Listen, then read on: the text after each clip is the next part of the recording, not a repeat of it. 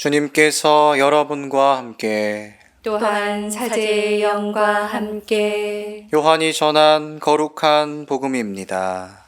주님 영광 받으소서. 그때 예수님께서 제자들에게 말씀하셨다. 조금 있으면 너희는 나를 더 이상 보지 못할 것이다. 그러나 다시 조금 더 있으면 나를 보게 될 것이다. 그러자 제자들 가운데 몇 사람이 서로 말하였다.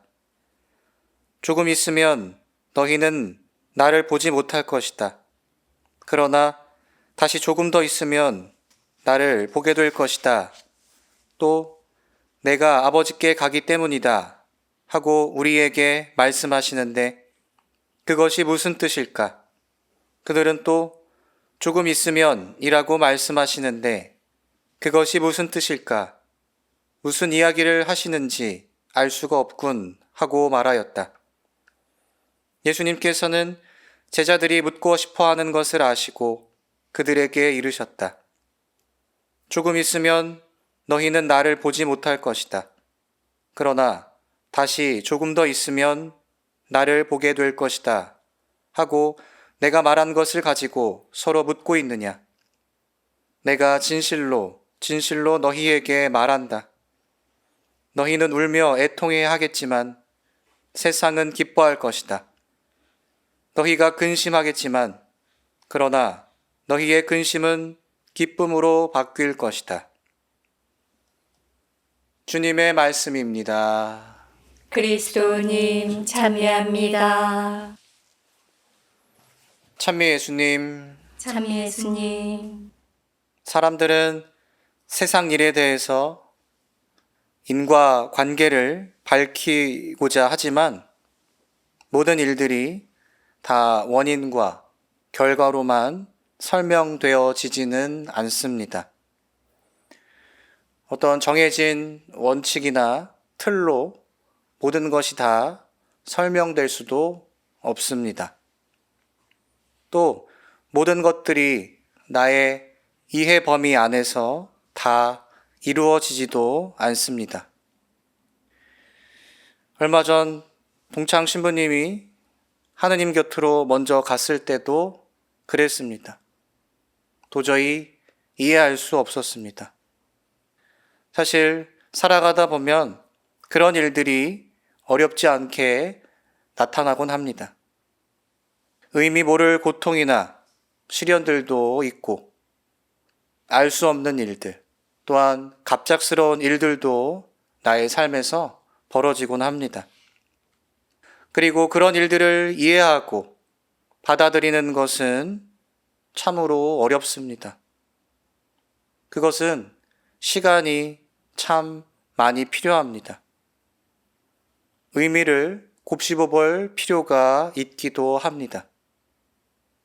때로는 결심이나 결단도 요구됩니다. 그러나 그것으로는 충분하지 않습니다.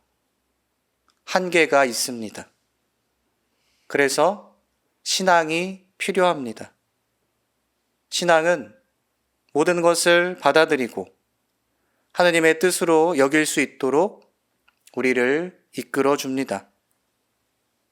주님의 뜻에 모든 것을 맡길 수 있도록 해줍니다. 오늘 복음 속에 예수님께서는 제자들이 이해하지 못할 말씀을 하셨습니다. 조금 있으면 나를 보지 못한다. 그러나 다시 조금 더 있으면 나를 보게 될 것이다. 예수님께서는 당신의 순환과 부활 두 사건을 두고 이야기하시는 것입니다. 지금 이 말씀을 듣는 우리는 이미 순환과 부활이라는 모든 사건의 전말을 알고 있지만 당시 제자들에게는 도무지 감조차 오지 않는 그런 이야기였습니다. 그러니 이 말을 듣고 제자들은 이해하지 못했던 것입니다.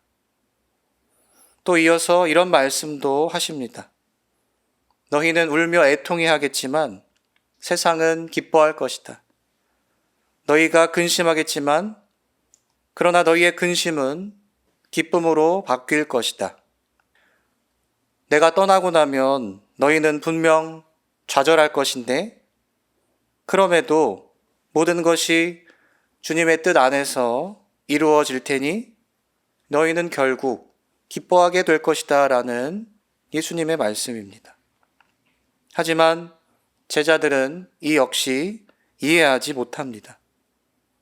그들은 지금 이 말씀을 받아들일 수가 없습니다.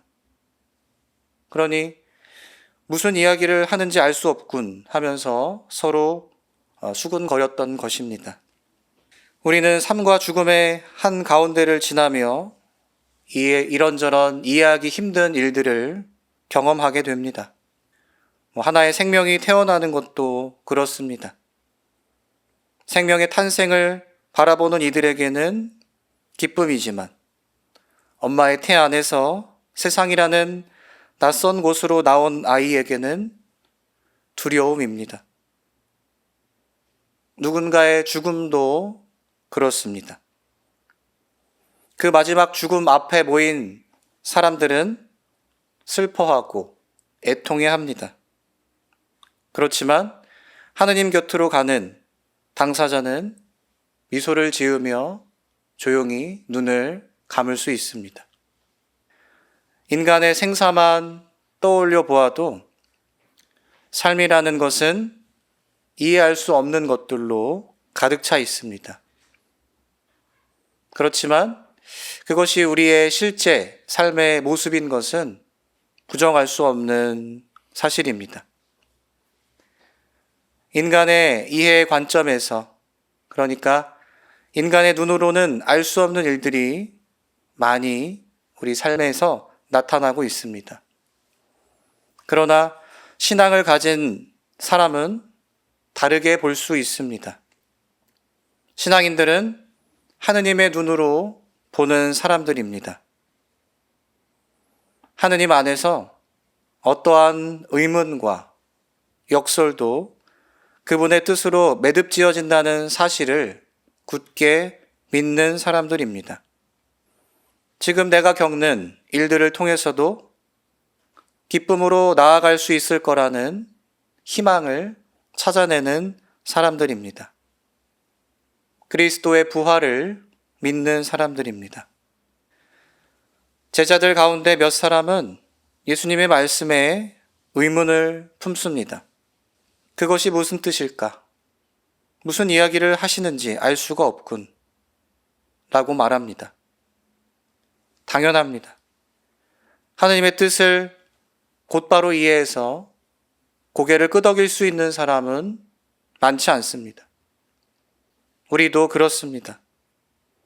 가끔은 감당하기 힘들고 어려운 일들 앞에 의문이 생기고 하느님께 대한 불신이 생기기도 합니다. 그럴 때 오늘 예수님의 말씀을 기억해야겠습니다. 내가 진실로 너희에게 말한다.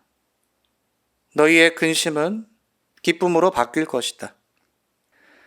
우리는 삶에서 벌어지는 모든 사건 앞에서 이 말씀을 기억하며 사는 사람들입니다. 하느님이 날 어디로 이끌 것인가? 하느님께서 결국 어떤 결말을 맺어주실 것인가? 알고 있는 사람들은 모든 것을 하느님의 뜻으로 받아들일 수 있습니다. 그분께 대한 믿음이 있다면 우리는 새로운 의미를 삶에서 찾아낼 수 있습니다. 이제 우리는 부활 시기의 끝자락에 와 있습니다. 이 부활의 기쁨과 희망을 마음속 깊이 간직하시기 바랍니다. 그렇게 이 부활에 대한 믿음으로 모든 것을 받아들이고 또한 하느님의 뜻으로 받아들이면서 나의 삶을 더욱더 사랑할 수 있기를 바랍니다.